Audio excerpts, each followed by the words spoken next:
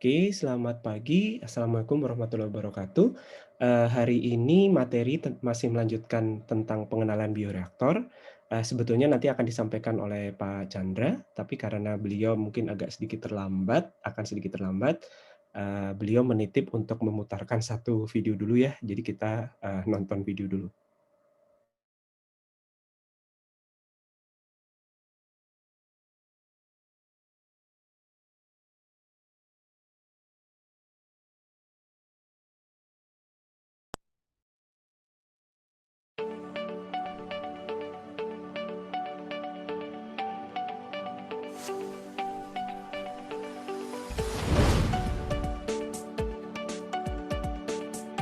PNIC is a high-tech company specializing in the manufacture of bioreactor systems. The company's headquarters is located in Shanghai.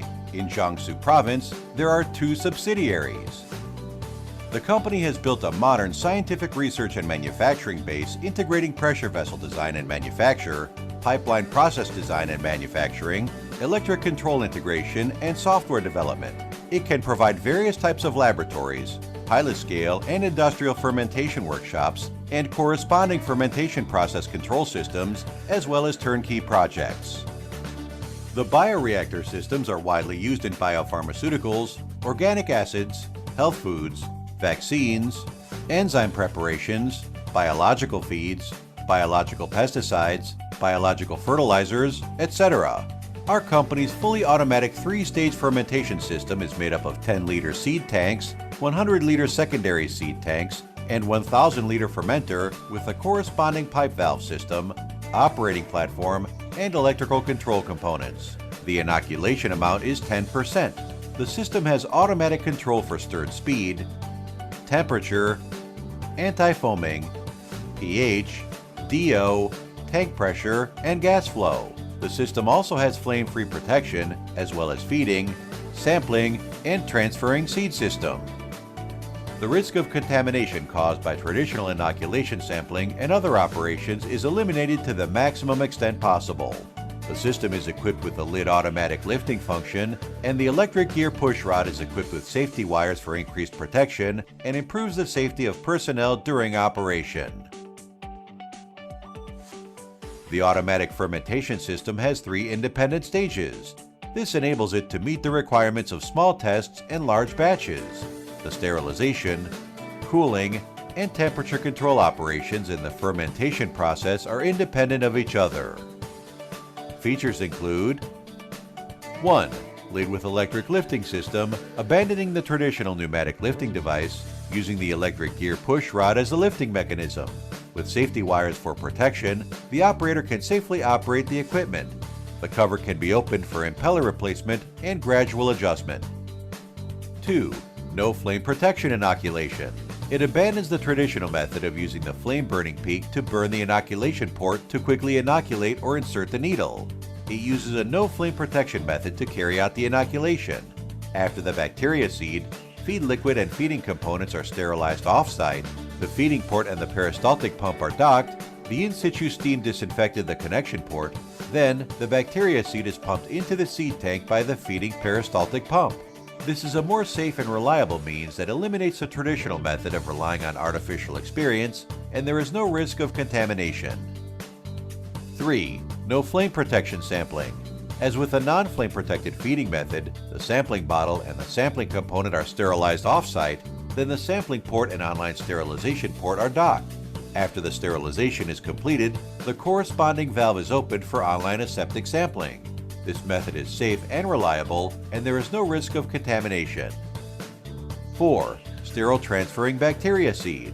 The transferring pipeline is independent of the seeding tank and the liquid receiving tank, and can be SIP and CIP independently. The online SIP can be carried out on the transferring pipeline before the bacteria seed needs to be transferred. After the sterilization is completed, the corresponding valve is opened, and the bacteria will be transferred by the pressure difference. 5. Zero dead angle interface. The tank body adopts a sanitary-grade non-dead angle NA interface, easy to clean and sterilize. 6. Device configuration. A. The The tank body is made of imported stainless steel SUS 316L, and the inside and outside of the tank are mirror polished. There is no dead angle in the tank, and adopt the inside sight glass with a large viewing range. The lid is equipped with a light mirror of 12-volt safety light, feeding interface, bubble level and liquid level interface, flame inoculating port, exhaust condenser, stirring interface. B. Stirring system. It adopts top of the tank equipped mechanical sealing system, imported machine seal, stainless steel SUS 316L mixing paddle, anti-foaming paddle, AC gear motor and frequency converter combination. Stepless speed regulation ensures that the motor can run and shift smoothly between high and low speeds. C. Air control. Automatic control with thermal mass flow meter, or manual control, the rotometer shows. The imported filter filters the air. D. Temperature control.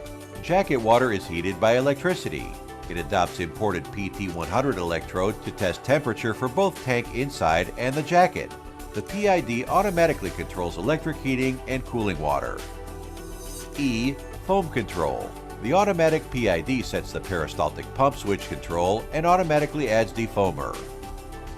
F. Feeding control. The automatic PID sets peristaltic pump switch control to automatically feed and measure. G. Acid control. The automatic PID sets the peristaltic pump switch control to automatically add acid. H. Alkali control. The automatic PID sets peristaltic pump switch control to automatically add the alkali. I. pH control. It adopts Mettler or Hamilton electrode imported from Switzerland or domestic electrode and peristaltic pump to automatically add acid and alkali to accurately control pH. J. DO control. It adopts Mettler or Hamilton electrode imported from Switzerland or domestic electrodes. The electrode is controlled by cascading the airflow, feed, and etc. by stirring speed. K. Pressure control. Manual control or automatic control is optional. Diaphragm seal pressure gauge displays or normal pressure gauge displays. L. Control system. It adopts the German Siemens S7 1200 series PLC control system and 10.5-inch color touchscreen with B-type control software to control core and collect signal. The transmitter power drives various actuators.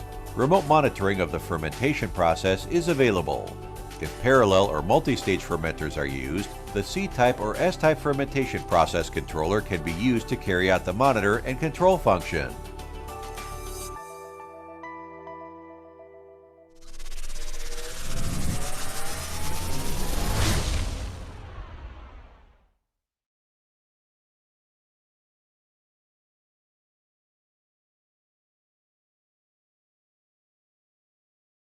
Oke, silakan Pak Chandra. Oke, oke, baik.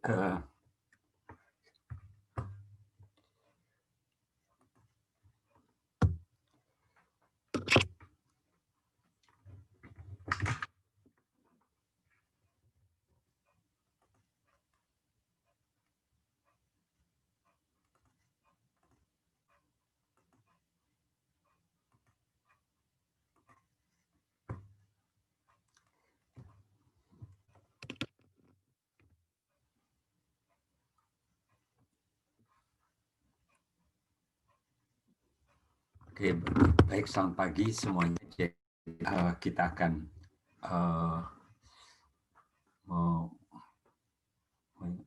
melanjutkan bahan kemarin. Saya rasa gambaran tadi, kalau Anda menyimak semua, sebetulnya kan menyampaikan apa yang dibicarakan kali ini, ya. Jadi semua tadi dibicarakan ini, ya, mulai motor termasuk pengaduk, ya, terus kemudian pemanas atau pendingin, pompa, vessel, aksesoris, ya, terus kemudian juga mengambil sampel dan memindahkan dari mulai dari seed tank sampai terus kemudian ke fermentor kerja, instrumentasi dan sensor ya, semua tadi dibicarakan dengan baik ya di dalam film yang kira-kira sekitar 7 menit sekian. Jadi coba dilihat lagi, diperhatikan lagi, itu menggambarkan semua yang ada kita bicarakan kali ini ya. Ya, jadi ya detil-detilnya memang disebutkan lagi di sini ya. Apa itu namanya top plate, apa bagian atas begitu ya.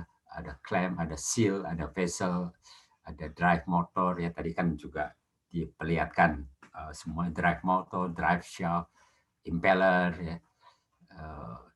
Baffles tadi diperlihatkannya, nanti ada namanya baffle, ada sparger, terus kemudian dan sebagainya ya. Jadi pompa-pompa ya, tadi ada pompa baik untuk memindahkan ya, inokulasi ya. Tadi diperlihatkan caranya dengan cara otomatis, jadi tidak lagi menggunakan flame ya. Mungkin saya nggak tahu mereka ini Pak Wawan, mereka itu pernah masuk lab nggak, lab mikrobiologi Kayaknya yang angkatan ini belum, Pak. Belum ya, jadi kan, tapi mungkin saya nggak tahu pernah memindahkan itu kan, inokulasi itu biasanya pakai api gitu ya, flame itu pakai api gitu ya. Jadi di mulut misalnya kalau kita menggunakan Erlenmeyer ya misalnya ya, untuk fermentornya, maka memindahkan ke Erlenmeyer itu dari wadah yang lebih kecil, atau katakanlah dari Erlenmeyer kecil ke Erlenmeyer yang lebih besar, itu selalu memindahkan itu supaya aseptik itu menggunakan api ya. Jadi dia sebut tadi tidak menggunakan api ya, no flame. Baik itu pada saat mau inokulasi ataupun mau mengambil sampel ya. Ya, jadi ini saya rasa komponen-komponen tadi di dalam video bisa lebih tertangkap dengan baik. Jadi saudara, bagi mahasiswa yang belum menyimak dengan baik, coba nanti dilihat lagi ya di YouTube-nya. Ya, saya rasa linknya nanti mungkin sama Guntur akan masuk, atau Pak Wawan dimasukin kemana nanti, kan bisa ditekan linknya ya. Ya, jadi kontrol ini kan tadi alat monitor kendali tadi kan juga disebutkan itu ada foam, dia pakai anti foam ya, atau anti foam ya, ada pH, ada O2, ada pemanas ya. Itu macam-macam sensor yang dipakai ya, dan alat-alat kendali ya. Jadi beberapa memang bisa online ya, seperti pH, oksigen terlarut, kemudian temperatur, itu kan bisa langsung mengukur online ya. Jadi memungkinkan menggunakan sistem controller. Nah, jadi beberapa sensor-sensor itu sekarang makin berkembang, termasuk glukosa. Itu ada sensornya, jadi kita bisa mengukur glukosa langsung juga ya, online ya. Beberapa sekarang makin banyak, termasuk juga nitrogen, amonia nitrogen kita bisa mengukur juga ya, dan ion spesifik sekarang juga bisa ya. Jadi perkembangan sensor yang online makin banyak ya. Nah, tetapi kalau tidak bisa online, berarti harus diambil sampelnya dan kemudian nanti dianalisa di laboratorium, seperti contoh tadi ya, di contoh di filmnya, di video itu bagaimana mengambil sampel ya. Jadi perlu kita perhatikan, saya rasa mungkin kita bisa lihat ya.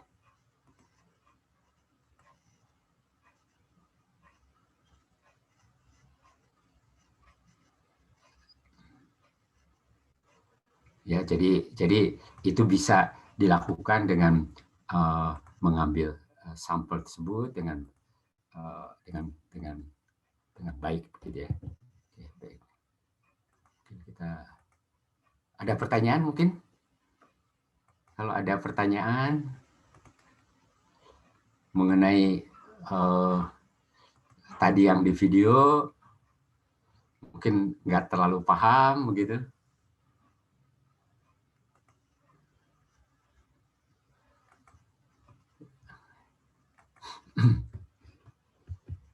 Ya, jadi tadi ini juga disebutkan ya, jadi ukuran kalau tadi sangat bagus ya, jadi di dalam satu unit platform itu ada 3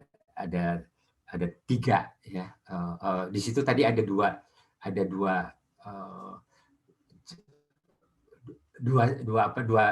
train itu ya, yang sebelah kiri di platform itu ada 2 train, jadi sebelah kiri dan sebelah kanan.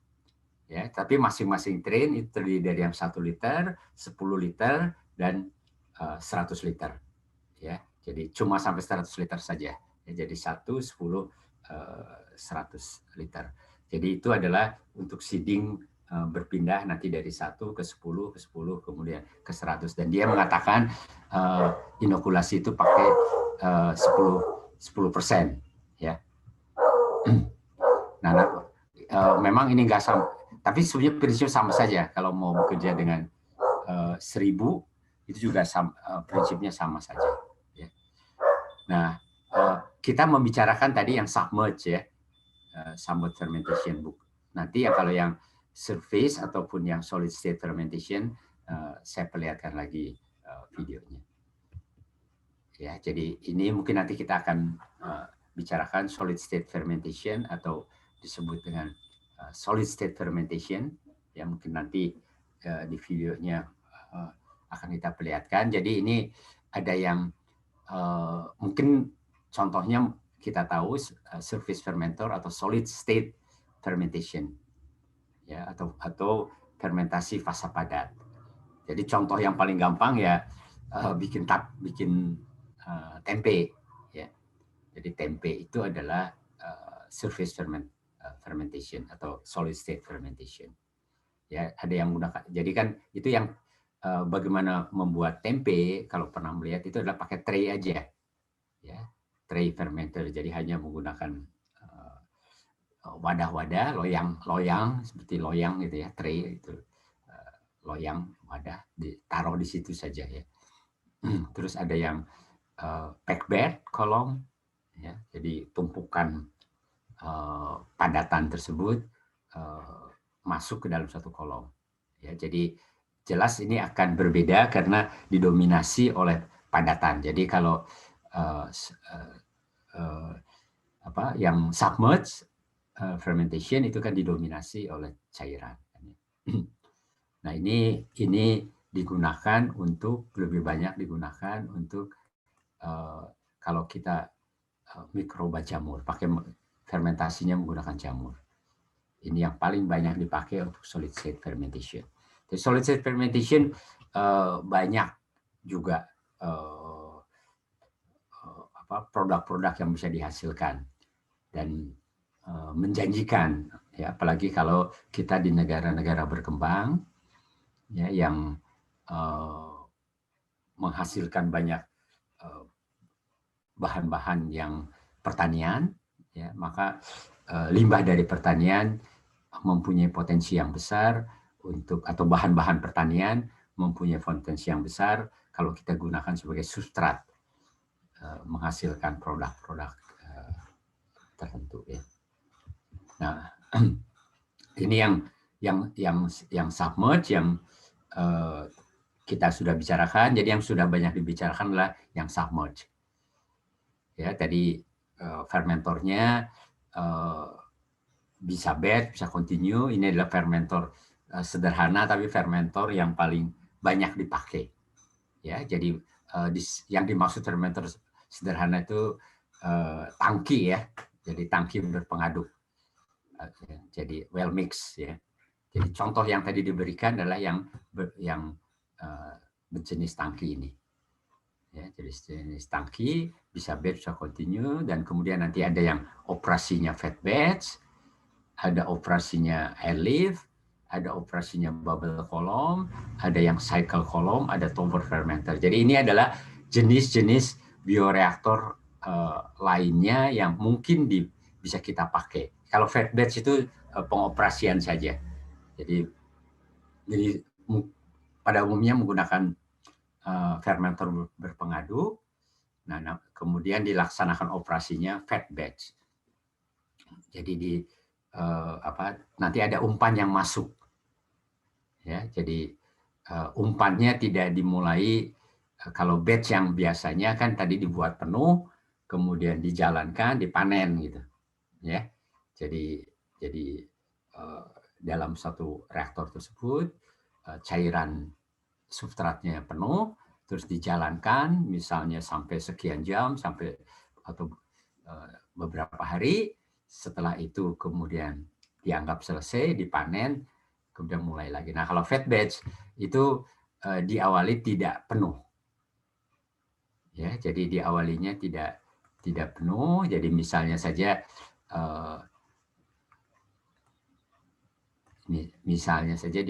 dimulai ini reaktornya, ya, dimulai dengan hanya 40%-nya gitu. Nah, kemudian setelah itu sambil jalan nanti ada umpan yang masuk gitu. Ya, umpan masuk sampai nanti penuh. Kalau udah penuh dipanen gitu. Ya, itu yang disebut dengan fed batch, ya. Batch tetapi ada umpan yang masuk. Nah, kemudian ada airlift. Jadi airlift itu kolom, terus kemudian kolomnya kolom terus diberi udara, ya. Jadi ada kolom, ya, terus dikasih udara gitu, ya. Jadi bentuknya kolom. Kalau ini kan bentuknya dikasih pengaduk, ya. Kalau ini diaduknya menggunakan udara, ya. Ya, kemudian ada yang namanya mirip-mirip itu airlift dengan bubble column karena bentuknya mirip, tetapi jadi kadang-kadang di bagian tengah itu akan ada supaya terjadi ya. Jadi kalau airlift ini yang bubble column, ya, kolom dikasih bubble ini, tetapi airlift itu kadang-kadang di tengahnya ada kolom yang lebih kecil gitu, ya. Nanti diaerasi. Nah, ini terjadi perputaran gini cairan gitu, ya. Jadi cairannya akan begitu. Nah, udaranya sih dari tengah gitu. Ya, itu ya. Ya. Nah, kalau Tauber fermenter juga agak mirip, ya, cuman kalau Tauber fermenter biasanya lebih tinggi, dan kemudian mikrobanya membentuk granul atau membentuk flock, ya. Jadi berbentuk seperti menara gitu, ya. Nah, nanti mikrobanya berbentuk biasanya membentuk granul-granul.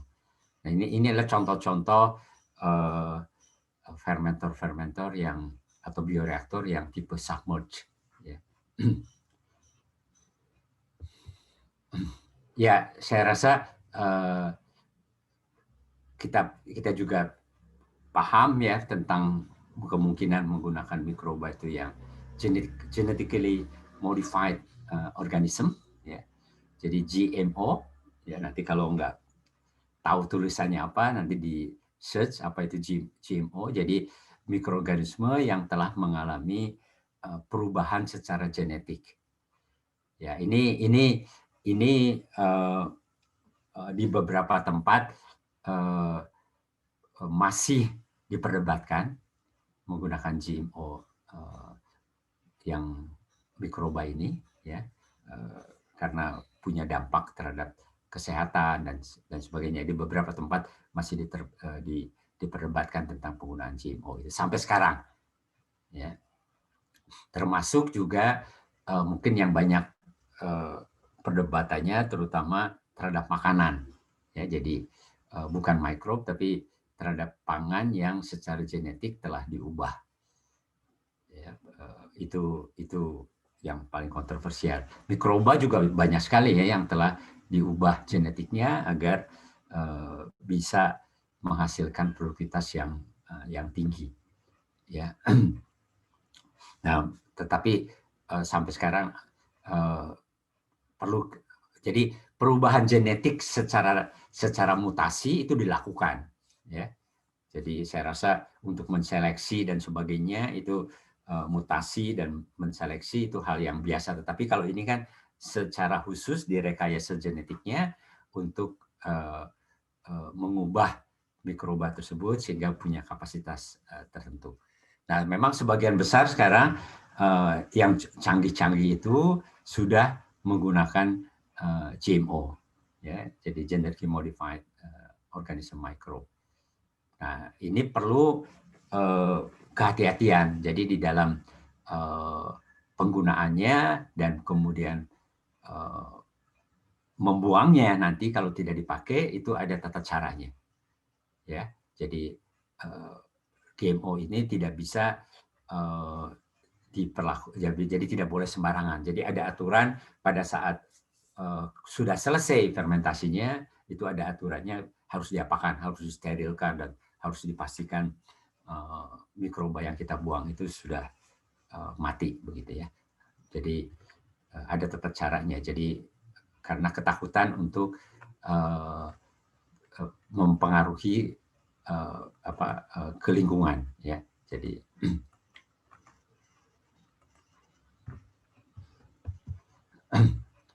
nah, ini adalah mungkin sekarang kalimat kata-kata ini selama COVID-19 ini mungkin menjadi populer, ya, tentang biosafety level 1, biosafety level 2, biosafety level 3, biosafety level 4. Ya, jadi ini adalah jadi biosafety level itu adalah tingkatan laboratorium yang menanganinya, ya. Jadi nanti ada sertifikat bahwa orang yang bekerja di menangani mikroba tersebut itu ada tingkatan-tingkatannya, ya. Biosafety level 1 yang kalau di laboratorium mikrobiologi itu kita hanya diperkenankan ke biosafety level 1. Ya, jadi kita bekerja dengan mikroba-mikroba yang sama sekali tidak patogenik, ya, tidak menyebabkan penyakit. Jadi nggak boleh, ya, di lab mikrobiologi, di teknik kimia tidak hanya sampai biosafety level 1. Ya. Kemudian kalau nanti bekerja dengan mikroba yang berpotensi menimbulkan penyakit, walaupun di sini berarti mikroba tertentu yang bisa berpotensi, tetapi tidak nantinya penyebaran di lingkungannya relatif terbatas, begitu ya. Maka itu disebut dengan biosafety level. Jadi bekerja pada laboratorium dengan biosafety level 2. Dan kemudian yang virus itu lebih lanjut lagi, kalau dia potensial menyebabkan penyakit dan mudah lepas ke lingkungan, dan kemudian walaupun demikian, walaupun dia bisa menyebar di lingkungan, tetapi dapat ditangani, itu disebut dengan biosafety level 3. Ya. Nah, kemudian yang keempat adalah biosafety level yang 4, ini yang paling tinggi. Jadi kalau mikrobanya itu jelas menyebabkan penyakit dan bisa menyebar di lingkungan dan susah untuk ditangani, begitu ya. Itu masuk ke biosafety level 4. Tapi pada umumnya ini berarti mikroba-mikroba khusus, ya, yang bekerja di biosafety level 4. Ya, jadi pada umumnya orang mungkin sebagian besar mikroba kan, walaupun dia mikrob ataupun virus, ya, pada umumnya kan bisa kita treated, ya. Jadi kayak virus COVID-19, ya, kita panaskan atau kita beri UV atau beri ozon, ya, dia akan rusak kan selnya. Nah, biasanya cukup biosafety level 3 atau level 2. Ya, paling tidak sebetulnya untuk menangani, kalau mau menangani virus itu harus biosafety level 2. Ya, kalau bisa biosafety level 3. Ya, jadi paling tidak kalau mau patogen itu biosafety level 2. Paling tidak harus 2. Ya, sebenarnya ada bagian dari lab mikrobiologi itu dirancang pada awalnya untuk biosafety level 2. Ya, tetapi kemudian karena lab mikrobiologi di teknik kimia tidak lagi bekerja dengan patogenik, sehingga beberapa peralatannya atau beberapa sistemnya itu sekarang tidak lagi masuk ke biosafety level 2. Kalau biosafety level 2 ini harus certified ya. Jadi kalau sudah biosafety level 2 ini harus certified. Nah, di kita itu tidak banyak yang memiliki fasilitas-fasilitas yang 2 saja tidak ada di ITB. Ya. Jadi 2 aja tidak ada di ITB. Yang betul-betul lengkap gitu ya, biosafety level 2. Ya. Apalagi yang 3. Nah, ini yang kelemahan kita, mengapa di Indonesia pada saat ini ya selain peralatan PCR-nya, jadi mungkin Anda kita tahu bahwa saya tidak tahu pernah mendengar berita atau mengikuti berita berapa sih kemampuan Indonesia menganalisa sampel PCR per harinya. Ada yang tahu? Tebak aja angka berapa sekarang? Berapa? Berapa seluruh Indonesia ya? Seluruh Indonesia. Berapa kemampuan Indonesia menganalisa COVID-19 dengan teknik qPCR ya, yang swab test ya, bukan yang rapid test, yang swab test. Ada yang mau menyebutkan angka? Coba kalau nggak ada saya panggil aja. Agi, hadirlah Agi. Agi, saudara Agi. Ya, Pak. Coba tebak angkanya berapa? Berapa jumlah sampel yang bisa dianalisis oleh Indonesia per harinya? Berapa ya, Pak? Ya berapa aja? Berapa? Ya, Menurut Anda berapa? 1000, Pak. 1000. Oke, 1000 per hari, 1000 tes per harinya di Indonesia ya, seluruh Indonesia. Intan? Halo, ya Pak. Ya, berapa tebakan Intan? Berapa ya Pak? Tebak Apa aja? 500 Seluruh Indonesia 500, ya? Pak. 500. Ya, Kak, begini. Tahu nggak berapa yang new cases berapa di Indonesia per harinya? 4.000-an, Pak. 4.000-an. Nah, kalau 4.000 kan nggak mungkin kan, hanya bisa ngukur 1.000 kan, atau 500. Nah, kira-kira berapa? Coba, kan kita tahu new cases-nya sekarang 4.000. Betul, Intan, betul. Kira-kira berapa? Berapa kira-kira itu? Yang bisa dilakukan oleh pemerintah, lab bukan pemerintah, seluruh lab di Indonesia ya, termasuk lab punyanya pemerintah dan juga lab swasta. Kira-kira Intan tadi udah betul 4.000, kira-kira udah pasti nggak mungkin lah kalau tadi Agi menjawab 1.000 ya, apalagi Intan 5. Kira-kira kalau Intan kalau 4.000 yang new cases-nya, jadi berapa kira-kira? 10.000 itu 10.000 mungkin nggak ya Pak? Kalau 10.000 berarti 50% positivity rate-nya 50%. Apakah betul gitu? Ya, pasti lebih ya 10.000 ya. Ya, mungkin ada yang mau nebak lagi? Marcella? Berapa kira-kira? Sampai sekarang mungkin masih bisa 4.000 sampai 5.000 gitu ya? Enggak, 4.000 5.000 adalah new cases kan? Jadi itu kan new cases itu diambil dari kita sampel swab ya, jadi masyarakat diambil dari seluruh Indonesia, itu sampelnya di swab kan, diambil dan kemudian dites kan dengan PCR itu, yang biasa harus minimal biosafety level 2 atau 3 ya, biasanya 2 aja sudah cukup sebetulnya kalau untuk yang COVID-19 ini. Ya, kira-kira berapa sampelnya untuk mendapatkan 4.000 itu di Indonesia itu berapa? Tebak aja, Mas. 40.000, Pak. 40.000. Oke, 40.000. Oke, 40.000 udah. Ada lagi satu lagi mungkin Kayla? Kayla? Mungkin 25 ribuan gitu. 25.000. Oke. Ya, jadi rentangnya sekarang antara, jadi ini kan sudah cukup lama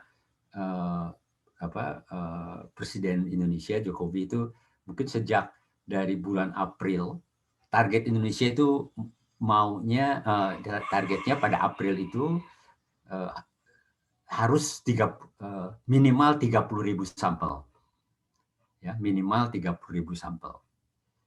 Ya, jadi sampai saat ini pergerakannya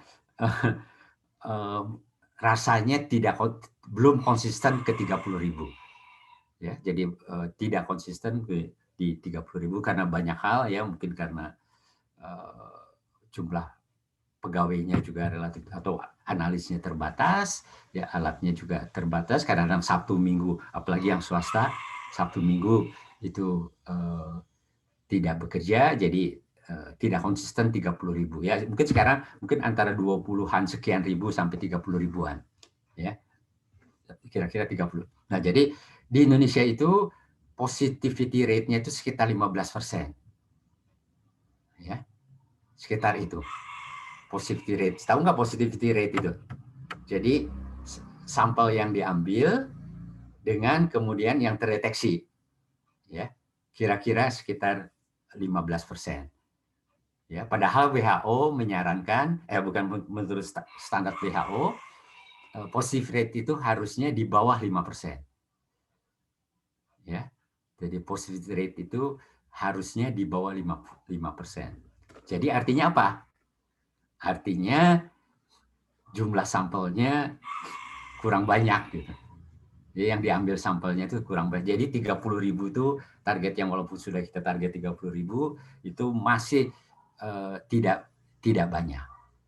Ya, tidak banyak 30.000 itu. Ya, jadi lemah sekali. Jadi kemampuan kita menyediakan peralatan-peralatan yang berkaitan dengan microbiology itu relatif lemah. Ya, jadi itu kan harus ada BCL itu ya, ada 2 BCL 2 atau 3 gitu ya, harus itu ruangannya itu khusus sekali ya, jadi supaya mikroba tersebut, ruangan tempat kerjanya dan ya APD udah pasti ya, itu tertentu ya. Nah, masih relatif terbatas ya baik, jadi itu yang terjadi di kita ya. Nah, bayangkan dengan Cina ya, jadi kalau dengar baca beritanya ya, sekarang nih ada kasus baru muncul di Cina. Jadi ada, walaupun hanya beberapa saja, tapi muncul itu di Qingdao. Jadi Qingdao itu adalah utaranya Beijing ya, utara Beijing ke sebelah mana tuh? Ke sebelah timur ya. Jadi arah lebih utara terus sedikit ke timur. Itu mereka merencanakan akan menganalisa dalam minggu ini 9 juta sampel dalam 5 hari. Ya, jadi Anda bisa bayangkan peralatannya kayak gimana itu. Ya, 9 juta sampel di dalam 5 hari. Ya, jadi mengapa tadi film tadi itu yang bioreaktor itu buatan Cina itu. Ya, mereka sudah sangat-sangat progresif ya di dalam memanfaatkan teknologi. Ya, jadi itulah persaingan kita ya yang terjadi ya. Jadi kalau kita ribut cuma terus demo ya bingung juga sebetulnya.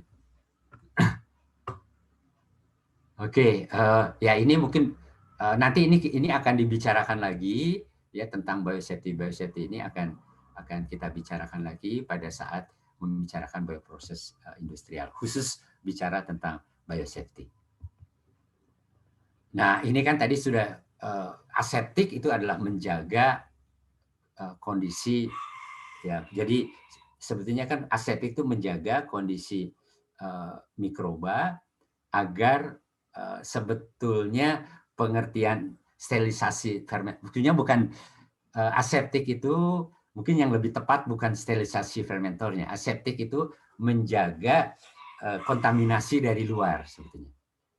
Ya, karena kan kalau fermentor kan nggak mungkin steril kan. Fermentor itu ada mikrobanya kan kalau sudah kita inokulasi. Ya, jadi memang harus disterilkan dari awal. Ya, jadi kita steril, kondisi fermentasi itu kita sterilkan dari awal, tapi terus udah itu kan inokulasi. Setelah inokulasi kan fermentasi itu fermentor itu nggak steril karena ada mikroba kerja yang akan dimasukkan. Nah, tapi harus dijaga kontaminasi itu. Ya, tidak boleh ada kontaminasi dari luar. Fermentor harus dijaga kontaminasi dari luar. Baik nanti udara masuk keluar, mengambil sampel, memasukkan seed-nya, itu harus dalam kondisi aseptik. Ya, tadi diperlihatkan di video dengan jelas ya. Jadi memasukkan seed dan kemudian mengambil sampel itu harus dalam kondisi yang aseptik. Ya, saya rasa jadi mengambil sampel ya itu harus betul-betul dalam kondisi yang aseptik.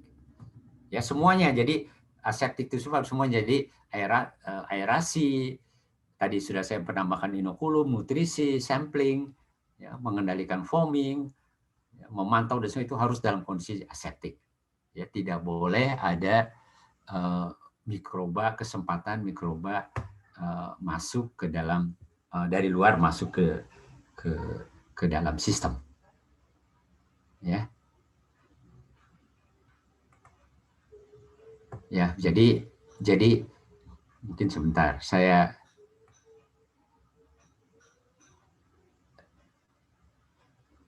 mungkin kita lihat lagi.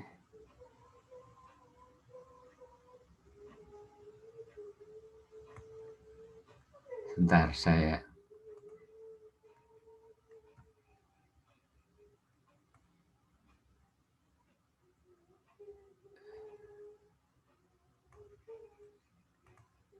ya, jadi mungkin kita lihat lagi ya video kita ya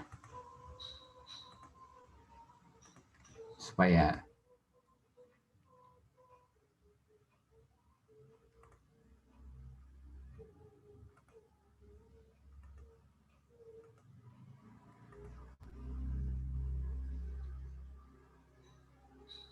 ya jadi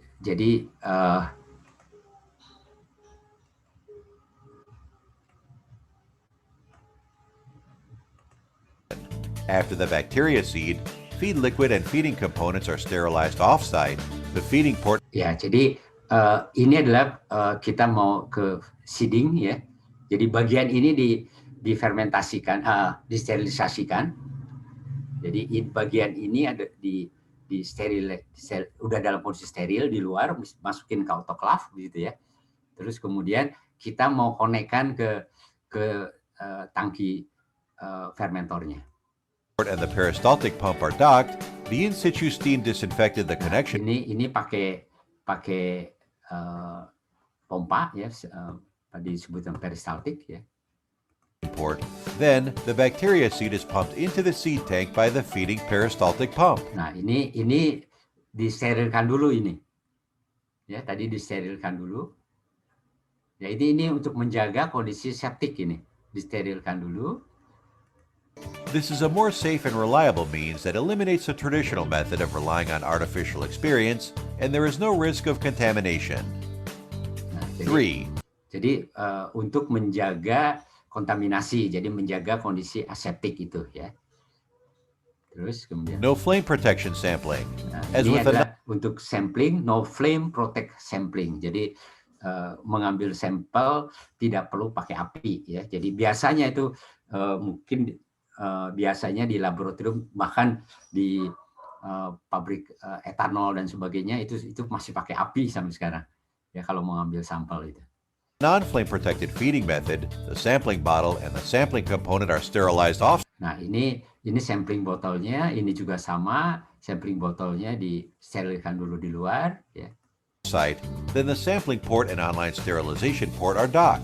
After the sterilization is completed, the corresponding valve is open. Jadi ini disterilkan lagi ya, disterilkan dulu ya, baru kemudian nanti For online aseptic sampling. This method is safe and reliable, and there is no risk of contamination. 4. Sterile transferring bacteria seed. The transferring pipeline is independent of the seeding tank and the liquid receiving tank, and can be. Nah, ini kalau ini mau memindahkan dari tangki yang kecil ke tangki yang besar ya, ke seeding yang ke bioreaktor yang lebih besar. Sama saja ya. Jadi antara koneksi-koneksi ini harus disterilkan. Be SIP and CIP independently. The online SIP can be carried out on the transferring pipeline before the bacteria seed needs to be transferred. After the sterilization is completed, the corresponding valve is opened and the bacteria will be transferred by the pressure difference. 5. Zero dead angle. Ya, oke, itu yang dimaksud dengan kondisi aseptik, ya. Jadi menjaga asepticity dari kondisi yang tadi ya, termasuk semua jaringan. Kalau kita mau masukin foaming, mau asam basa dan sebagainya, jaringannya harus dalam kondisi aseptik. Ya.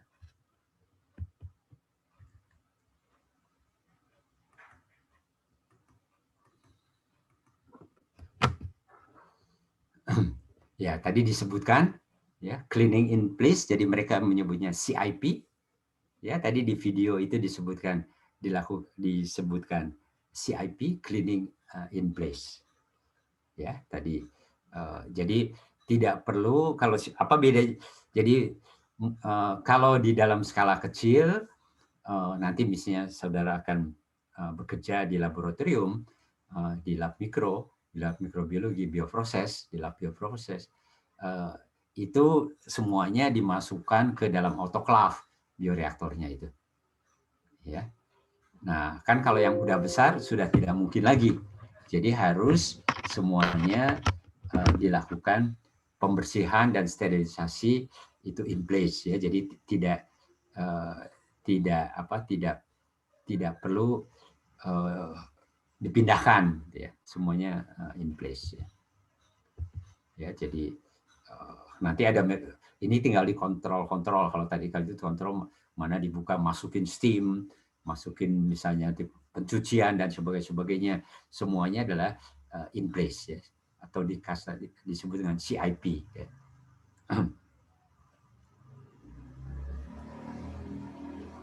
Oke,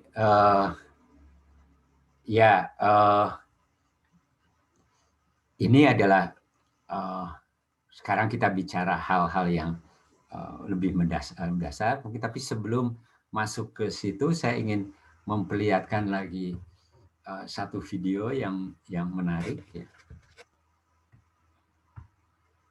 Mungkin jadi ada sebentar saya perlihatkan dulu yang mana ya.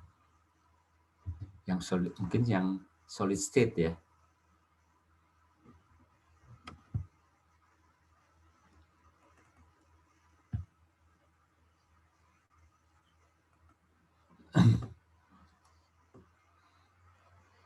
Ya, baik, mungkin yang solid state fermentation dulu ya.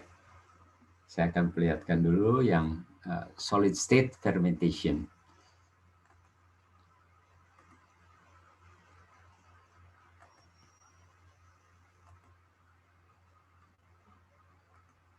Solid-state fermentation or solid substrate fermentation is defined as the fermentation process occurring in the absence or near absence of free water. Substrates used in solid-state fermentation. Solid substrate fermentation employs natural raw materials as carbon source, such as cassava, barley, wheat bran, rice bran, sugarcane bagasse, cassava bagasse, various oil cakes. Coconut oil cake, palm kernel cake, soybean cake, ground nut oil cake, etc. Fruit pulps like apple pomace, corn cobs, sawdust, seeds, coffee husk, and coffee pulp, tea waste, spent brewing grains, etc. Advantages of solid-state fermentation. The advantages of solid-state fermentation are: solid-state fermentation process is simple and cost-effective compared to other fermentation modes. In solid-state fermentation, high product yields with less effluent release can be achieved, which in turn reduces pollution. Solid-state fermentation resembles the natural habitat of some fungi and bacteria. Solid-state fermentation process has easier downstream processing. Factors which influence solid-state fermentation. Selection of microorganisms. This is one of the key factors for improved yields of the product. Bacteria, yeast, and filamentous fungi can be used. Filamentous fungi has shown better results growing in the solid substrate. Substrate. Substrate also plays important role in determining the growth of microorganisms, thereby increasing the product yield. Substrate is chosen such a way that it should provide physical support as well as nutrients to the growing culture. The substrate is of two types. One is specific substrate, which requires suitable value addition and/or disposal. The second is for producing a specific product from a suitable substrate. Process optimization. This includes the optimization of physicochemical and biochemical parameters such as size, initial moisture, pH, and pre-treatment of the substrate, relative humidity, temperature of incubation, agitation. Di dalam solid state fermentation, kelebihannya tadi sudah disampaikan, kita bisa memakai banyak limbah-limbah padat, ya, dan pada umumnya jenis fungi itu lebih cocok tumbuh bukan dalam kondisi submerged, ya, dia lebih tumbuh pada suatu permukaan. Nah, dan fungi itu banyak sekali produk-produk yang bisa dihasilkan, ya, jadi enzim, dan kita tahu juga antibiotik penicillin itu adalah dari fungi, ya. Jadi sebetulnya pada awalnya ditemui dalam kondisi solid state fermentation, ya. Jadi banyak produk-produk yang dihasilkan dari fungi ini dan berlangsung pada solid state fermentation. Dan ini punya peluang besar buat kita di negara-negara berkembang, ya, untuk menggunakan sistem solid state fermentation. Nah, mungkin bagi yang tertarik nanti ada kuliah pilihannya, ya. Jadi seleksi mikroba, kemudian seleksi substratnya apa yang akan dipakai, termasuk pilihan terhadap limbah pertanian, misalnya tongkol jagung atau bonggol jagung, rice husks, kemudian tandan kosong sawit, banyak sekali sebenarnya. Kemudian dia mau optimasi dari prosesnya. Aeration, age, and size of the inoculum, nutrient supplementation such as nitrogen, phosphorus, and trace elements. Ya, ini masih bicara tentang proses optimisasinya, ya. Jadi macam-macam yang situ termasuk tadi temperatur, kemudian kelembapan, nambah nutrisi, nitrogen, fosforus, dan trace elemennya. Supplementation of additional carbon source and inducers, extraction of product and its purification. Problems associated with solid-state fermentation. Heat transfer. One of the main difficulties is to control the temperature during the fermentation process. Heat is generated during the metabolic activities of microorganisms. Since the substrate used has low thermal conductivity, heat removal will be slow. When the heat generated goes beyond certain level, which will have effect on product and growth of microbe, ultimately ending up in reduction in yield and quality of the product. Process scale-up is also difficult. Applications of solid-state fermentation. Agro-food industry. Process scale-up is also. Ya, jadi problem yang dihadapi mungkin perlu kita pahami juga ya. Jadi beda sekali dengan submerge. Kalau submerge kan heat transfernya gampang saja dikasih jaket, diaduk, kasih jaket, apakah mau dipanaskan atau mau didinginkan, itu bisa berlangsung dengan baik. Nah, tapi kalau di solid state fermentation, ya, jadi para mahasiswa bisa bayangkan ya kalau dia bentuknya padatan begitu, ya, jadi pelepasan panasnya itu yang di dalam padatan itu tidak mudah, ya, karena conductivity-nya rendah kan tadi disebutkan ya kalau bahan-bahan seperti itu, ya, jadi heat transfer akan jadi permasalahan, scale up problem, jadi men-scale up juga tidak sesederhana atau jauh lebih kompleks dibandingkan dengan submerge. So difficult. Applications of solid-state fermentation. Agro-food industry. Traditional food fermentations koji, fermented cheeses. Mushroom production and spawn production, agaricus, pleurotus. Bioconversion byproducts, sugar pulp bagasse composting, detoxification. Food additives, flavors. Dyestuffs. Agriculture industry. Biocontrol, bioinsecticide, Bovaria metarhizium, trichoderma. Plant growth hormones or enhancers, gibberellins, rhizobium, trichoderma. Industrial fermentation. Oke, saya rasa cukup ya. Jadi banyak sekali ya contoh-contoh produknya itu, termasuk yang sangat tradisional ya, seperti pembuatan tidak disebutkan ya tempe ya. Tempe kan di sini nih.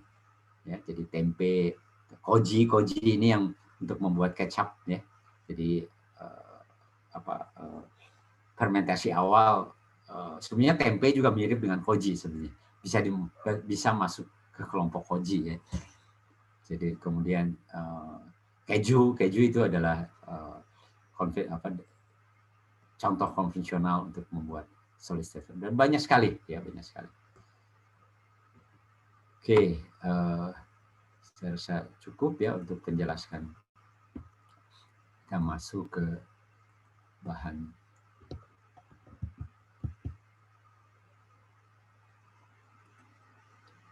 Oke.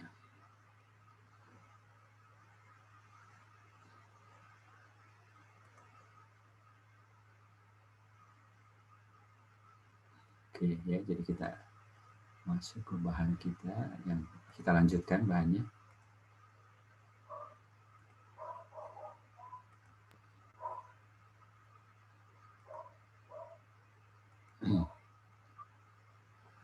Ya, jadi berkaitan dengan aerasi, ya, secara saya tahu itu adalah untuk mensuplai oksigen. Kemudian ini adalah kita bicara yang submerge ya. Kita kembali lagi bicara yang submerge.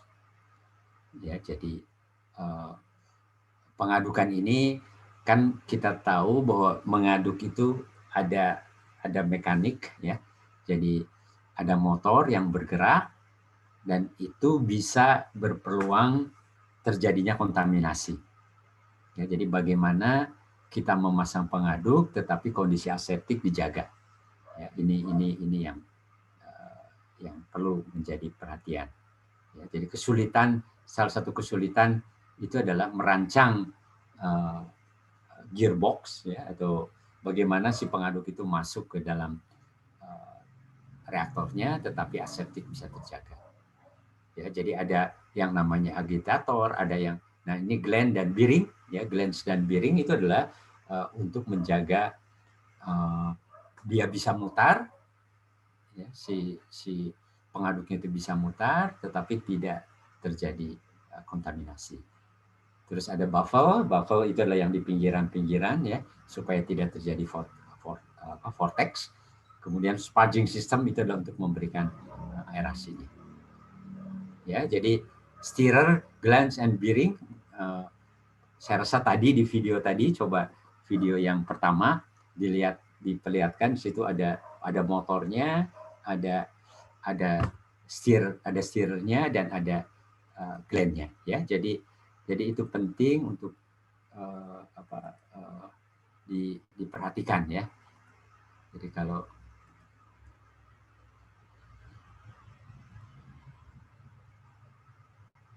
ya, jadi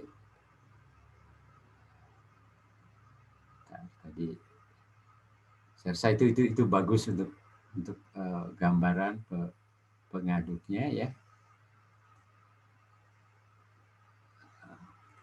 Saya rasa itu saya perlihatkan karena itu penting itu.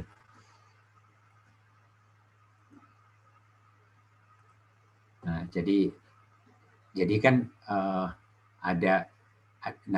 ini kan bagian yang masuk ya.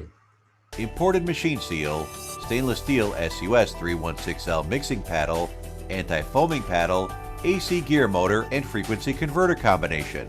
Stepless speed regulation ensures that the motor can run and shift. Nah, bagian atas ini tadi ada, nah ini bagian ini adalah yang pengaduk ini, ya impellernya.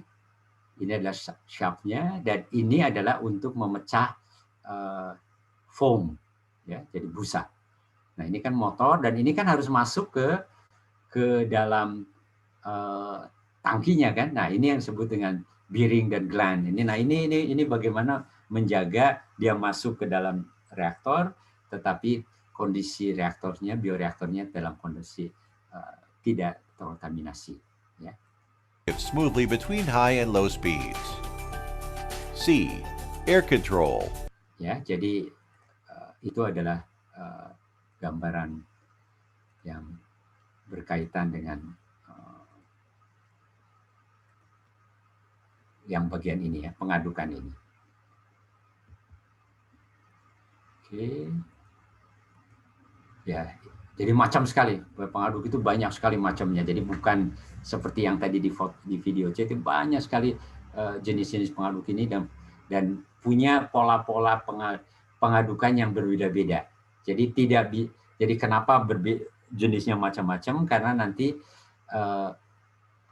karena kondisi jadi viskositas, densitas dari sistem di dalam fermentasi itu bisa berubah. Ya, jadi sehingga diperlukan jenis-jenis pengaduk yang berbeda-beda. Jadi tidak bisa cuma satu saja. Ya, jadi reologinya itu akan bisa berubah.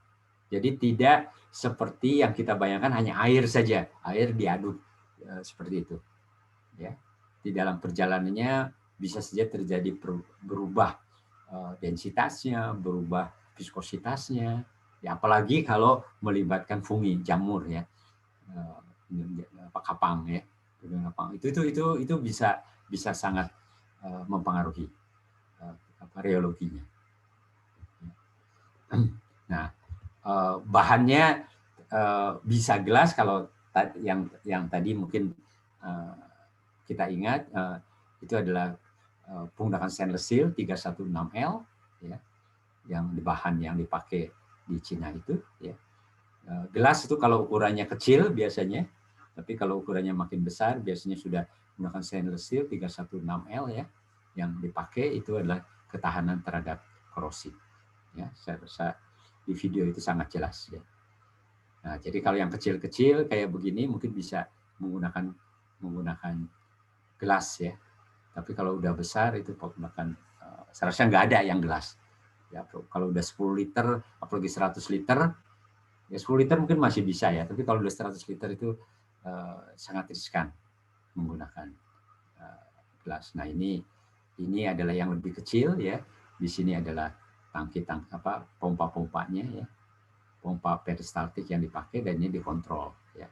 Jadi ini skala yang jadi di lab bioproses ada beberapa unit-unit seperti ini ya. Nah, ini yang tadi skala lebih besar itu sudah masuk ke stainless ya. Jadi unit-unitnya menggunakan saya rasa video tadi menggambarkan ini dengan lebih ya. Saya rasa ini tadi disebutkan ya, semua wadahnya, agitatornya, spargernya, ya, baffle, ya, Ya baffle itu mungkin baffle itu tadi nah mungkin di sini ada, sebenarnya di pinggiran ini ada baffle ini.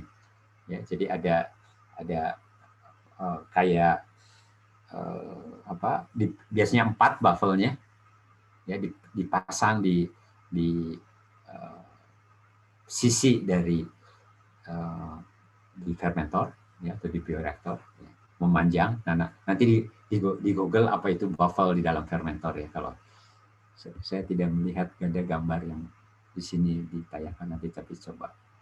Nah, probe tadi macam-macam tadi sudah ada semua di video itu. Ya, temperatur, DO, pH, tekanan, level itu semua ini yang tadi ini semua disebutkan. Ya, ini semua disebutkan tadi. Pendingin tadi disebutkan juga, saluran masuk dan keluar tadi termasuk sampling ya, situ dimasukkan.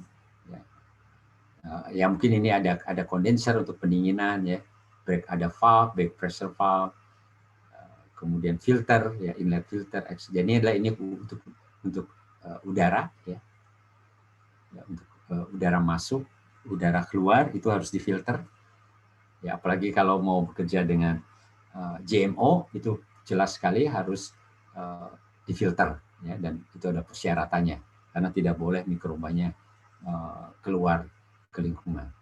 Ini kerangan ini adalah valve ya. Kemudian load cell. Jadi untuk mengukur untuk menimbang pengertian load cell itu adalah jadi seluruh bioreaktor ini itu ditimbang. Jadi di bawahnya itu kita bisa mengukur berapa beratnya. Jadi kita bisa mengukur pertambahan berat ya dengan menggunakan load cell itu. Ya, jadi berapa berat keseluruhan dari sistem di bioreaktor itu.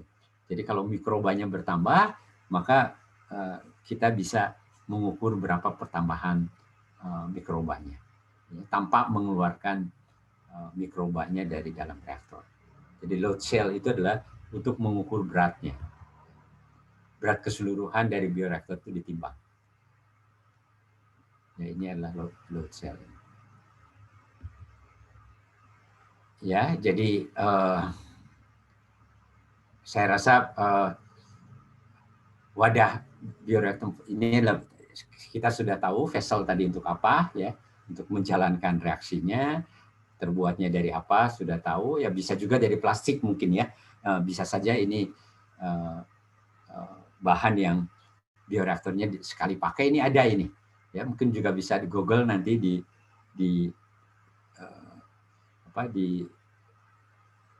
YouTube ya, banyak yang menggunakan yang disposable. Ya. Nah, komponen dihubungkan dengan ya wadah kerja atau tempat kerja yang dengan lainnya dikonekkan ya. Kemudian bagian atasnya itu dikenal dengan head plate ya. Jadi mungkin ini adalah head plate.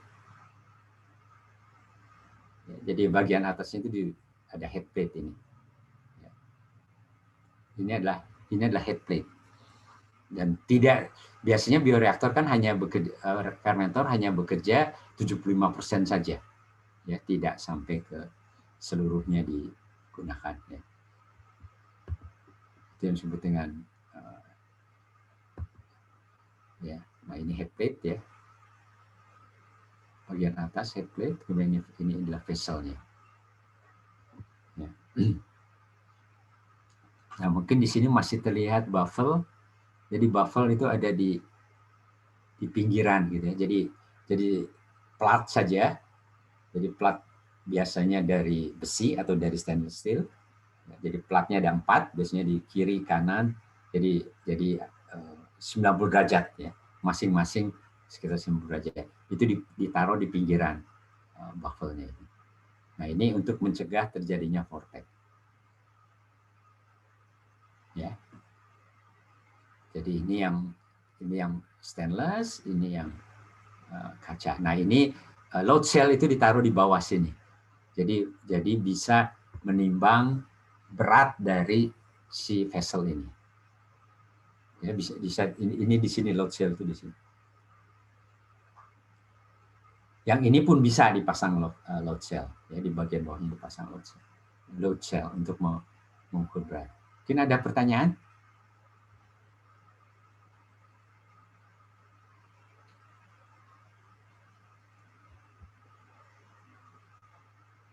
Ya, agitator untuk apa? Saya mengerti lah ya.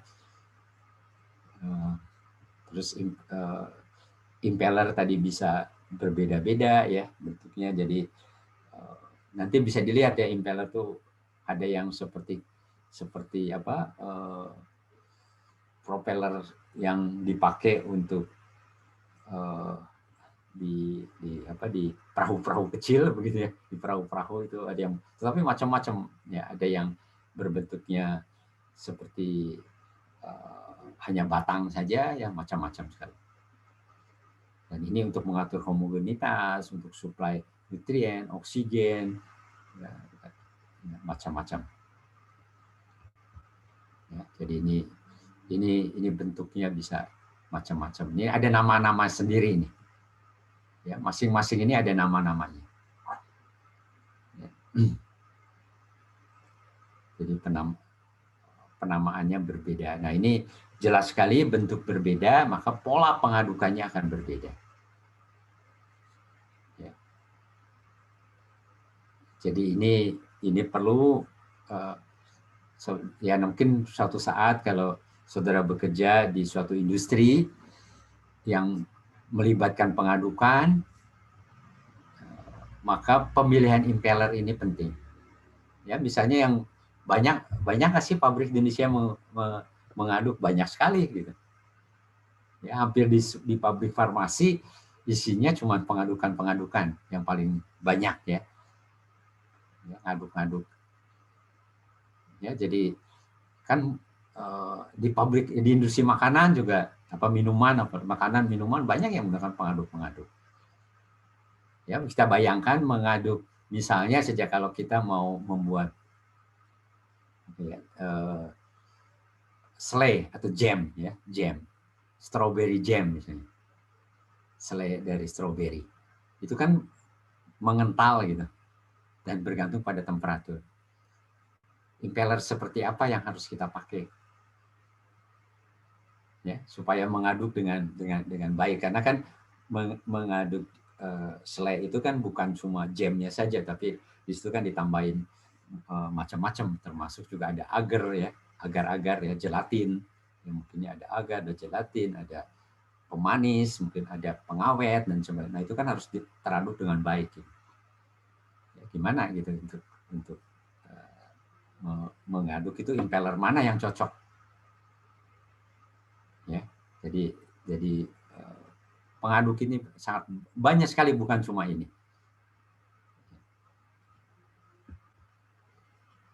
Ya, jadi bisa 1, bisa 2, bisa 3 ya.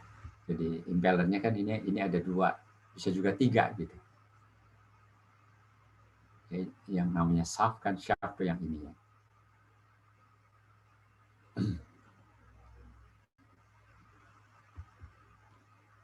Nah, kemudian kalau sparger ini adalah untuk memberikan, ini adalah untuk yang aerobik.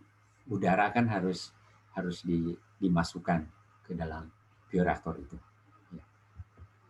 Nah, ini sparger ini bisa sangat sederhana, mungkin miriplah dengan ada yang punya akuarium di rumah ya, atau di tempat Anda yang memiliki akuarium, itu kan akuarium kan harus diberi udara kan, oksigen.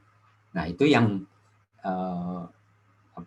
bagian tempat dari kompresornya, kompresor udara akuarium itu ya, yang relatif kecil kalau di rumah-rumah itu melalui pipa dan kemudian nanti udara keluar melalui sparger. Itu namanya sparger. Ada yang menyebut sparger, ada yang menyebut diffuser. Ya, ada yang menyebut sparger atau diffuser. Ya, bisa sangat sederhana di lubang-lubang. Ya, jadi pipa di lubang-lubang saja.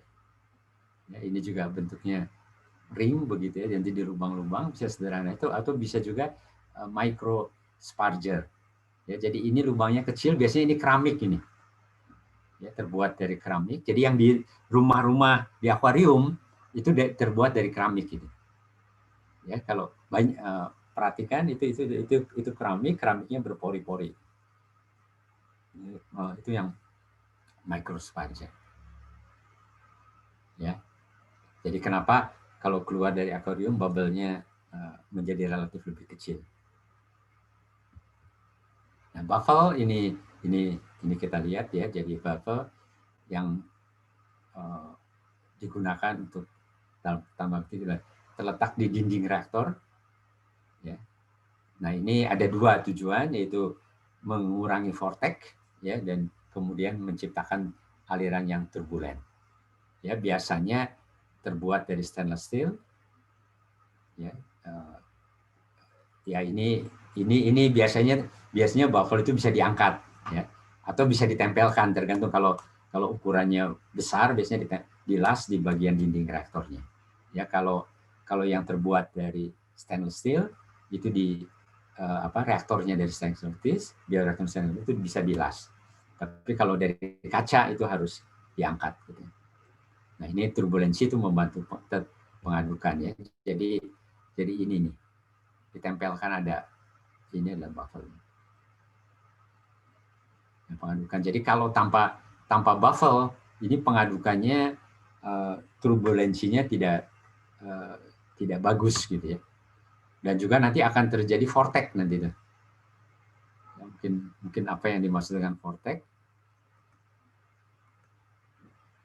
Ya, apa yang dimaksud dengan vortex itu jadi maksudnya gini. Ya. Jadi kalau ini pengaduk, nah nanti ini begini nih. Kalau tidak ada buffle, dia cuma muter saja, terus kemudian terjadi bentuk vortex seperti ini. Itu yang disebut dengan vortex. Nah, buffle itu ini ya.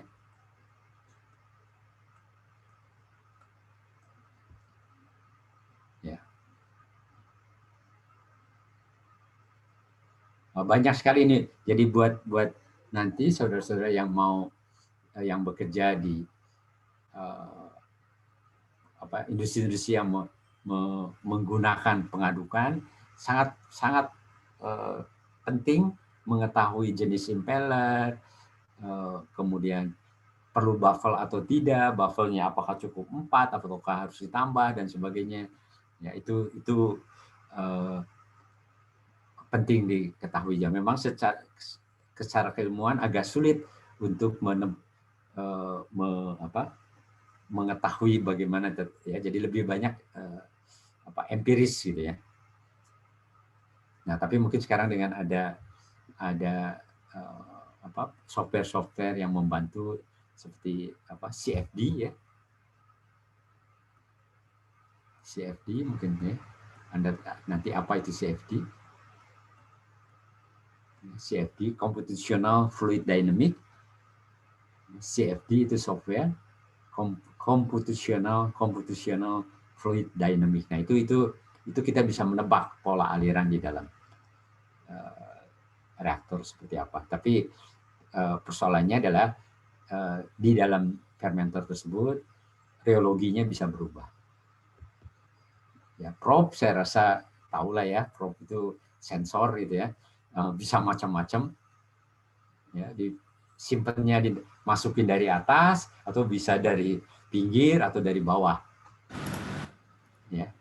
Jadi probe yang tadi sudah disebut ada pH, ada DO, ada temperatur, ada CO2 dan makin banyak macam-macamnya. Ya, probe. Jadi probe ini bisa macam-macam.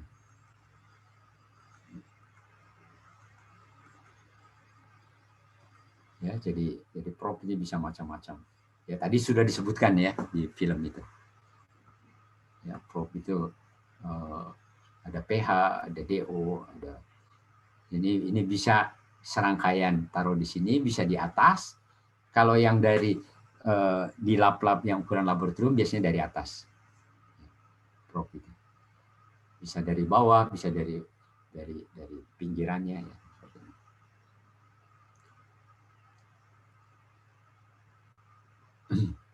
Nah ini adalah port. Port adalah, jadi di sini bisa saja bukan untuk port, tetapi juga bisa bukan aja untuk probe, tetapi juga bisa menggunakan untuk yang port ya. Port itu untuk mungkin ngambil sampel ya, untuk menambah nanti media atau nutrien begitu ya. Jadi pot itu macam-macam pot juga sama saja. Bisa di atas, ya bisa di pinggir, bisa di bawah. Dan kemudian yang khusus untuk tadi sampel pot ya, tadi sudah di video sangat jelas ya. Jadi port itu bisa banyak. Nah ini kita bisa bayangkan bagaimana sekian banyak. Jadi persoalannya adalah bioreaktor itu tidak mudah sekali. Jadi banyak titik-titiknya gitu. Jadi banyak titik-titik yang menyebabkan kontaminasi. Ya, banyak titik-titik yang menyebabkan kontaminasi. Jadi mengapa aseptik itu, menjaga aseptik itu penting? Ya, banyak sekali ya tadi port kan sudah pasti titik kontaminasi.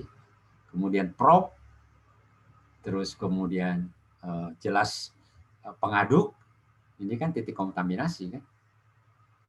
Ya, jadi banyak sekali titik kontaminasi yang harus dijaga ya, supaya kondisi tetap aseptik.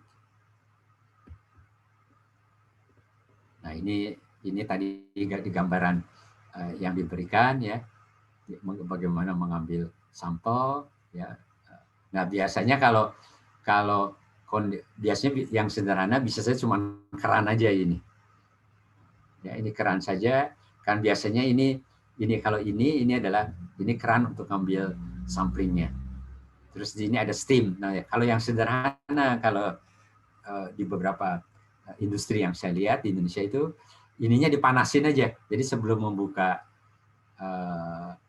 kerannya ini ya, atau valve-nya, sebelum valve ini sebelum buka, ini dipanasin aja pakai api ya, pakai flame ya.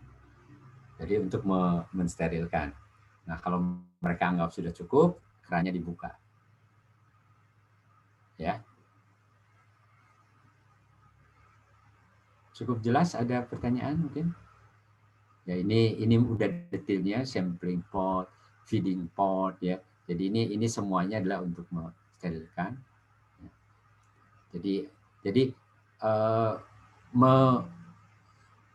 menyambungkan tadi dari video tadi kan, menyambung dari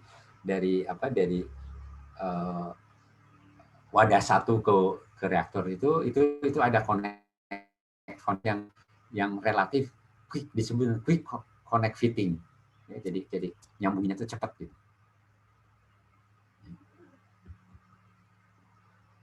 Nah ini adalah kondensor itu pendingin, jadi udara yang keluar dari reaktor tersebut, dari bioreaktor tersebut dikondensasikan ya, cairannya kembali ke dalam bioreaktornya. Ya, jadi ini adalah tujuannya apa? Kondenser itu meminimalkan hilangnya material akibat penguapan. Ya, jadi diberi kondensor, jadi udara yang keluar, ya, terus didinginkan dulu, ya, itu pakai pendingin, bisa saja pakai chiller, gitu ya. Terus kemudian cairannya balik ke reaktor, baru kemudian yang udaranya nanti difilter. Ya. Jadi kondenser ditaruhnya di bagian atas dari bioreaktor. Ini biasanya pakai chiller aja. Ya. Digunakan chiller, pendingin saja. Jadi sebelum udaranya, jadi yang cairannya nanti kembali ke bioreaktor, udaranya nanti keluar di filter. Nah, masuk ke filter ini. Ya, jadi filter ini filter baik udara yang masuk ataupun udara yang mau dibuang. Ya, harus difilter. Nah, filternya pakai apa? Ya, filternya pakai apa? Ya. Jadi ini untuk memastikan kalau inlet filter memastikan udaranya itu keadaan steril. Nah, exhaust filter itu juga menjaga agar gas yang kita buang ke lingkungan ya, juga tetap steril. Ya. Ya, jadi tetap harus apalagi nanti kalau bekerja dengan GMO itu peraturannya ketat ya. Ya, jadi bisa dengan bagaimana mau filter, biasanya bisa pakai filter ya, begini, gunakan filter. Ya, ini filter dan filter ini nano filtration sebetulnya ya. Ya mungkin ada beberapa tahap, bisa microfiltration dulu, kemudian nano filtration supaya mikroba atau virus tidak ikut terbawa. Atau bisa saja kertas filter gitu. Jadi bentuknya seperti kertas filter. Kalau dalam skala kecil mungkin tadi diperlihatkan. Nah, ini adalah kertas filter ini. Jadi ini bisa dibuka, ya, bisa dibuka, kemudian disisipkan filter gitu, kertas filter, termasuk untuk udara. Ya, termasuk untuk udara. Jadi udara dilewatkan dulu kepada filter, baru masuk ke dalam reaktornya. Untuk ngambil sampel pun bisa juga ada filter ini, jadi menarik sampel itu melewati filter tersebut. Ya, jadi ini adalah kalau kita hanya mau mengambil sampel cairannya, jadi padatannya tidak mau kita ambil. Ya, jadi ini menggunakan filter. Kalau dalam skala kecil tidak menggunakan seperti ini, ya. Menggunakan kertas-kertas seperti kertas filter bentuknya ya, tapi ada persyaratannya, filter jenis apa. Ada yang namanya back pressure valve ya. Jadi untuk memastikan tekanan di dalam bioreaktor tersebut konstan ya. Dan tekanannya harus lebih tinggi, jadi harus positif. Ya. Tekanan di dalam bioreaktor itu harus positif. Ya, jadi artinya udara luar tidak boleh masuk ke dalam reaktor. Jadi tekanannya harus positif. Ya. Jadi inilah untuk menjaga supaya tidak terjadi kontaminasi dari luar. Ya. Ya, jadi itu yang saya rasa di ruang-ruang yang COVID itu yang itu harus negatif, harus positif ya. Kalau ruang pasien COVID itu harus negatif, harus positif. Coba dicari ya. Jadi harusnya positif ya. Harus negatif, harus positif, atau malah negatif. Kalau coba dicek gitu. Nah, ini adalah untuk menjaga tekanan di dalam ruangan itu menggunakan back pressure valve. Jadi selalu tekanannya bisa 1,1 bar gitu. Jadi pasti tapi kalau nanti kelebihan dilepas. Kelebihan lepas. Bisa sampai 1,2 bar karena kita kan nambah udara kan ya. Maka tekanannya naik terus kemudian nanti dilepas.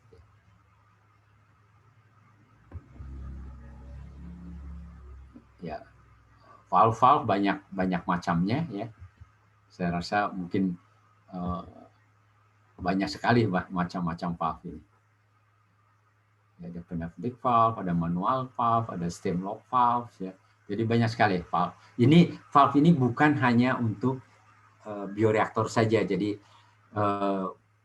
valve ini dipakai juga di industri-industri kimia biasa atau di penggunaan industri lainnya. Ya, jadi ya bedanya mungkin kalau di industri kimia ukurannya gede-gede gitu ya. Tapi prinsipnya dipakai di industri kimia secara umum. Ya, jadi mungkin catatan buat Anda walaupun Anda nanti tidak di bioproses, tetapi ngerti ada yang pneumatic valve, ada steam lock valve, ada manual valve, dan valve itu macam-macam.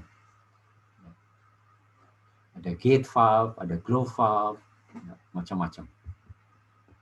Nah, tadi load cell tadi sudah saya sampaikan. Ini adalah timbangan sebetulnya. Jadi bisa menimbang, jadi ditaruh di bawah. Load cell itu ditaruh di bawah, di bagian bawah. Jadi menunjang reaktornya.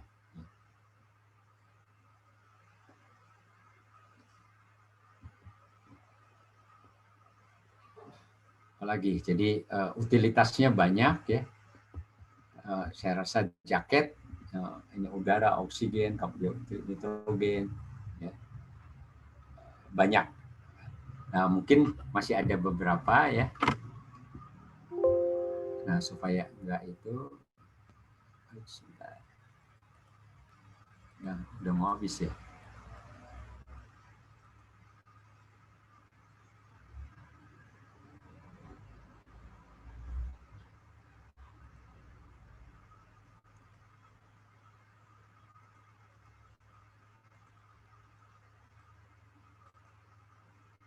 Ya, jadi banyak sekali ya macam-macamnya bioreaktor. Nah, mungkin supaya nggak bosen, ada yang menarik.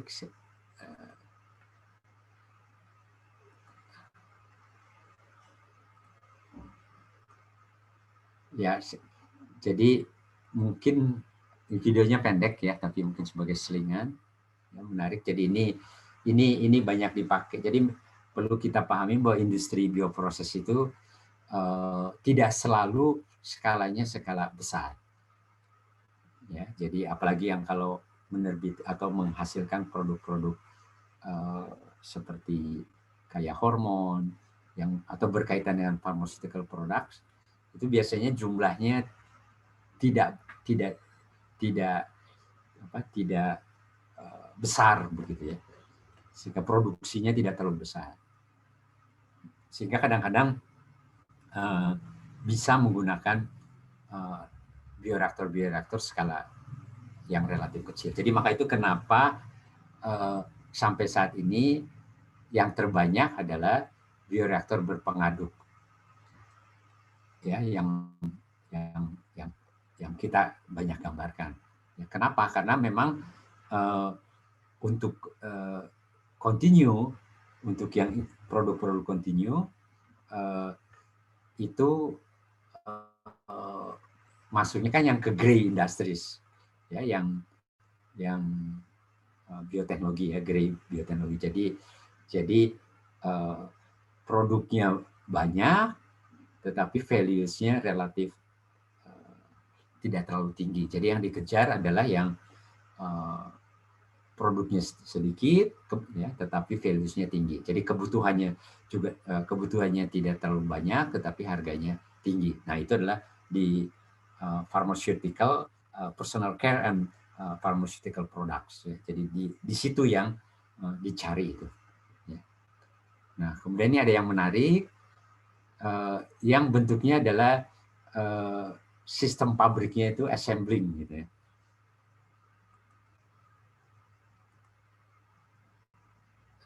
Dan ini banyak sebenarnya.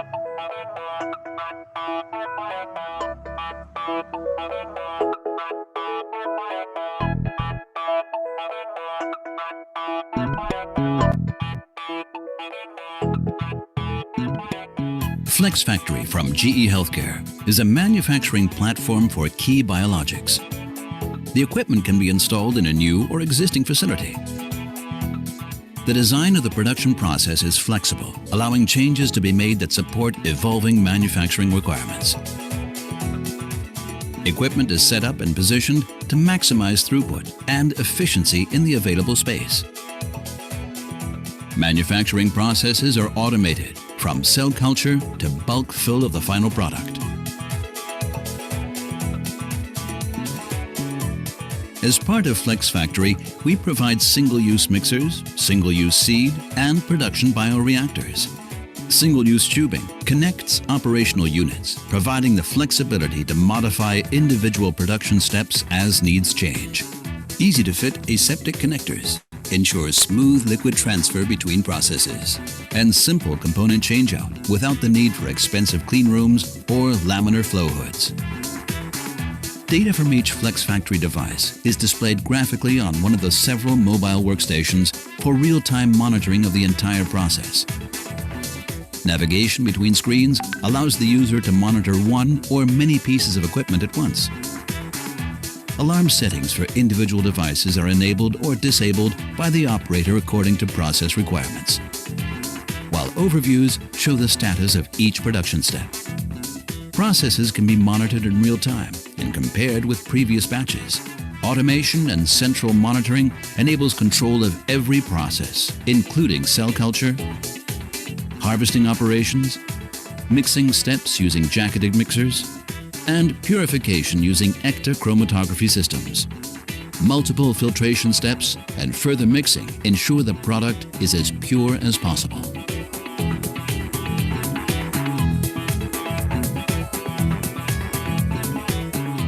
Bulk formulation of the final product includes use of integrated scales and pumps. As well as process equipment, Flex Factory is a complete integrated solution, including consumables, installation, operator training, and startup. For added convenience, all of this is managed through a single point of contact within GE. This approach reduces time to market and delivers the flexibility needed for scalable multi-product manufacturing. Our experts can provide advice on all aspects of the project, from process development and design to equipment installation and testing. Whatever the production needs, GE Healthcare will work with biomanufacturers to turn their vision into reality within 12 months of approving the process design.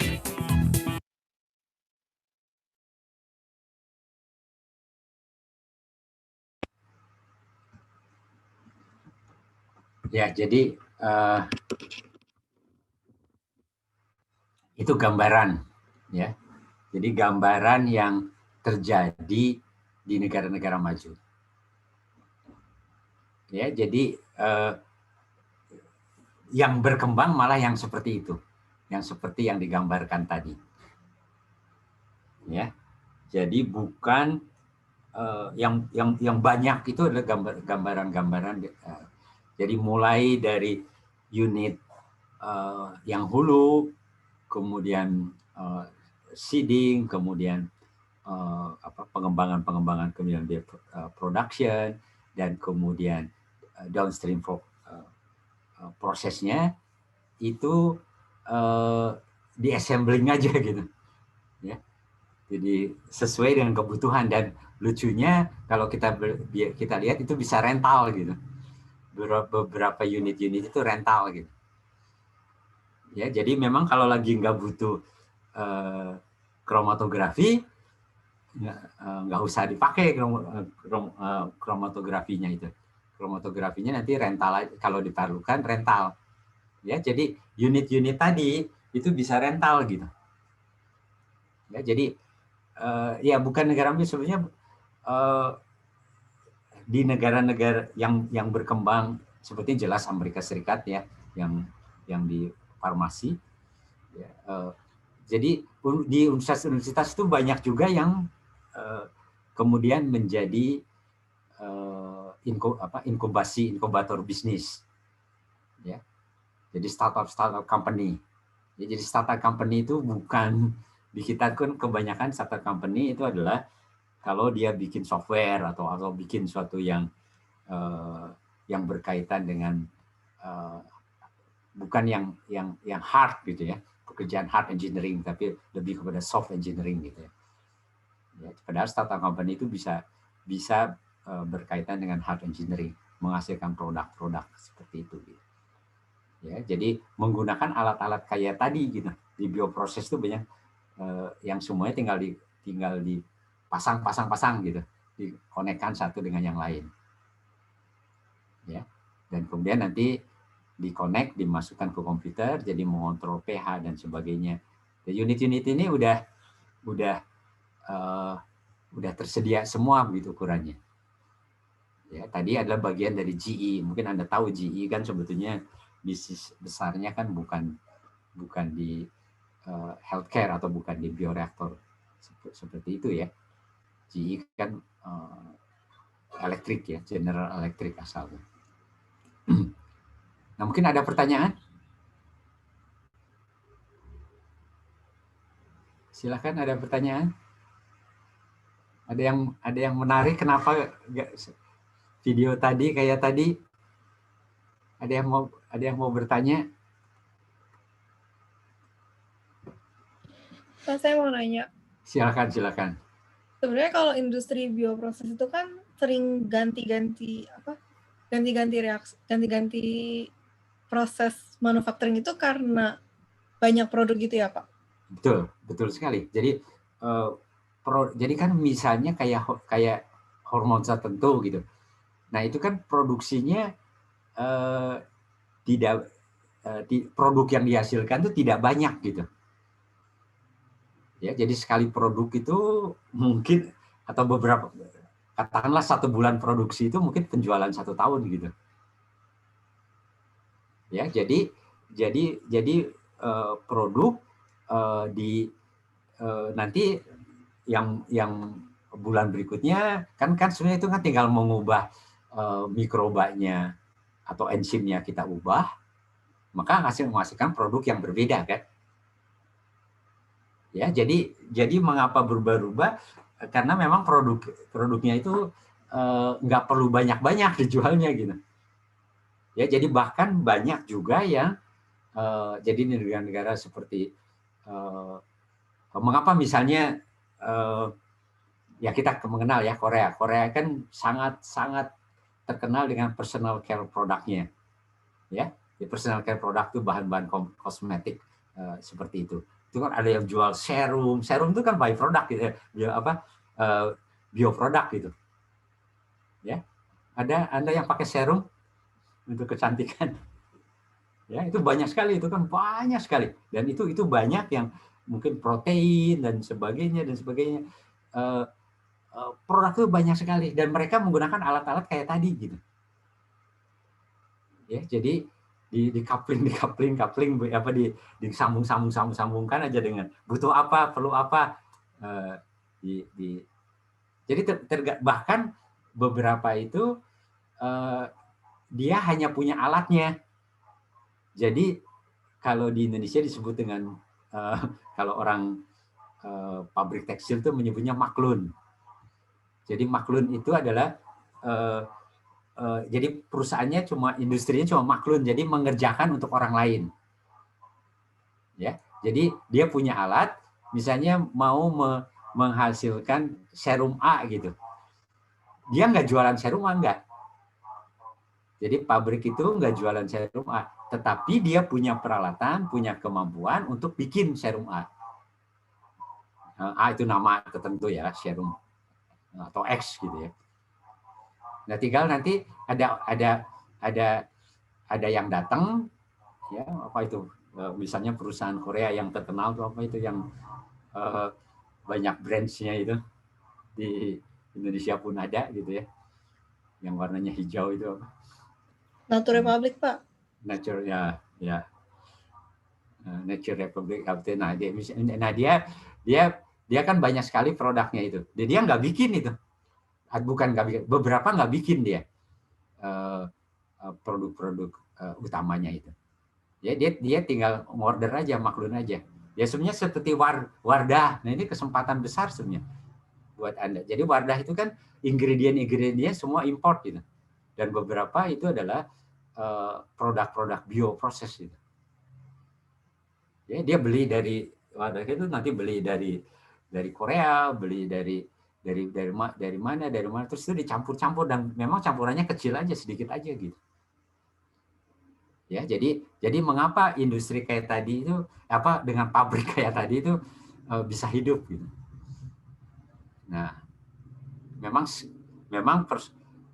kita harus punya skill di dalam menjalankan bioproses. Jadi kan pasti akan nanti harus BSL berapa begitu.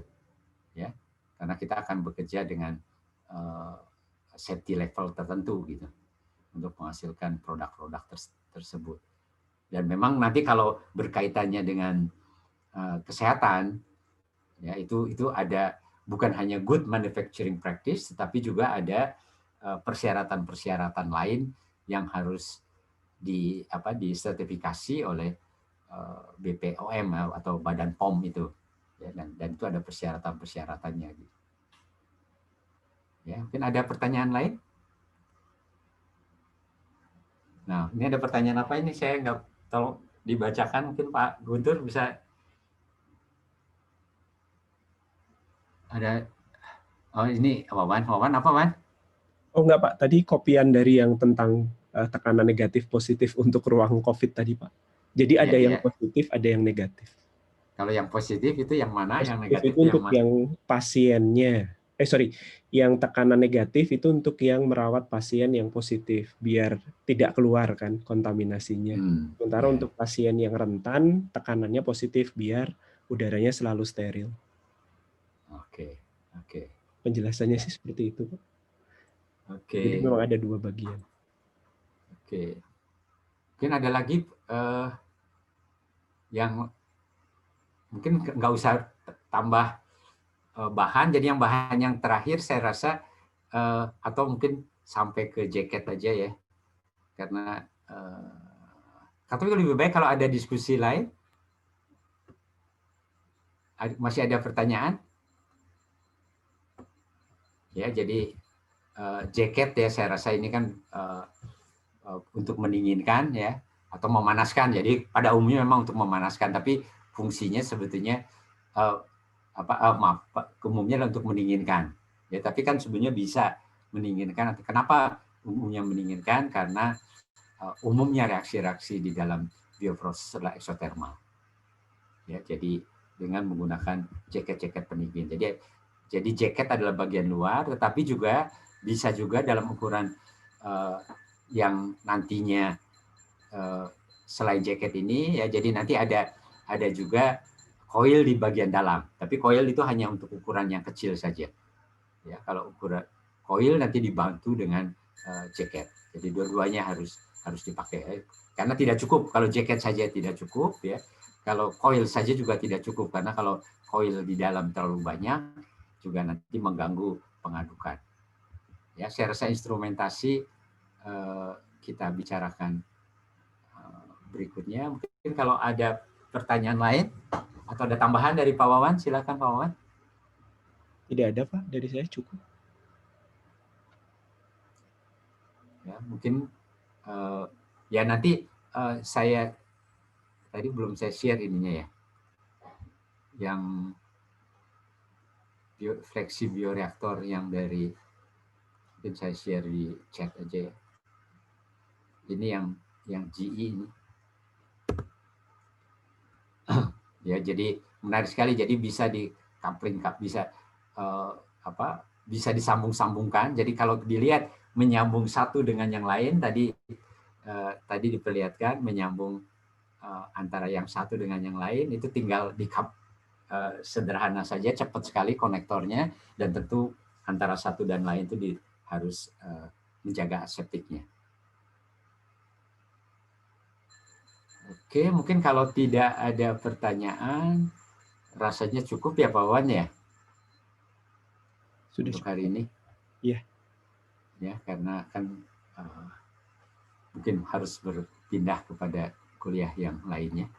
Betul Pak. Oke, mungkin kalau ada pengumuman silakan Pak Wawan. Mungkin dari saya segitu aja Pak Wawan, kalau itu tutup. Mungkin. Untuk hari ini tidak ada sih Pak. Untuk paling deadline pengumpulan tugas 3 hari Jumat ya rasanya, Jumat ini. Jadi minggu depan presentasi tugas 3. Oke, kalau tidak ada, kita cukupkan di sini saja ya. Oke, sampai ketemu lagi minggu depan. Oke, bye semuanya. Terima kasih Pak. Ya, mari.